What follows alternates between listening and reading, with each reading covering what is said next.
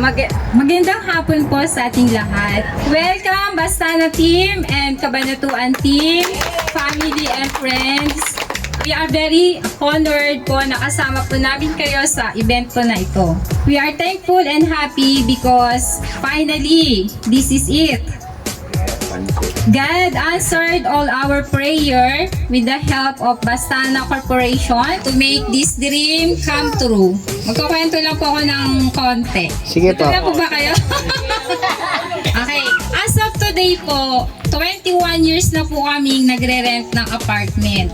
Akala ko habang buhay na lang kaming mikikibahay ng may bahay.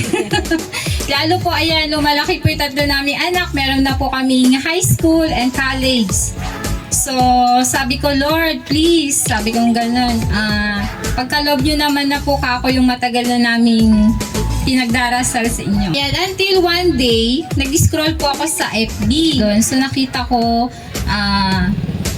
nag-o-offer po si Bastana ng build now, pay later. Tapos, totoo ba?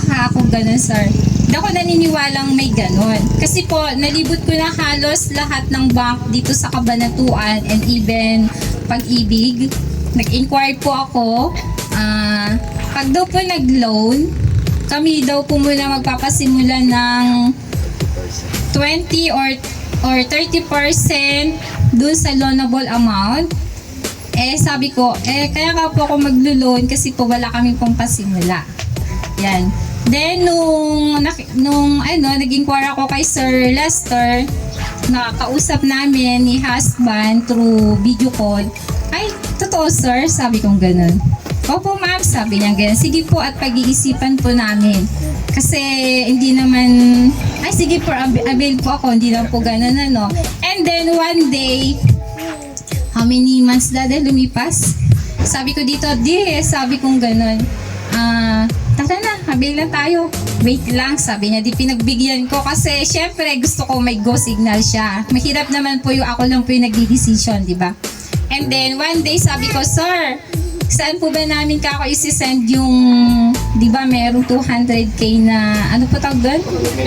Commitment fee.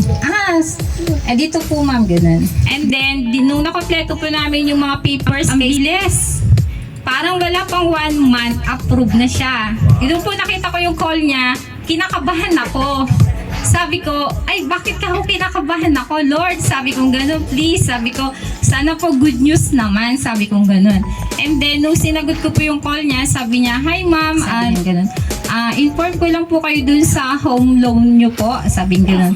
Yes ma'am, sabi kong ganyan. Sabi niya, medyo binitin niya pa po Tapos, ma'am, inform lang po kita na approve na po, gano'n. Yung siya mismo, yung boses niya, masaya siya, ganyan. And then, nagtitipili ako. Sabi ko, ma'am, thank you, gano'n. Ayan. And, finally, ito na nga po. Yun lang po, pasensya na napahaba ng aking kwento. Again, thank you so much po. At, natuloy din, finally. Yan. Thank you so much po.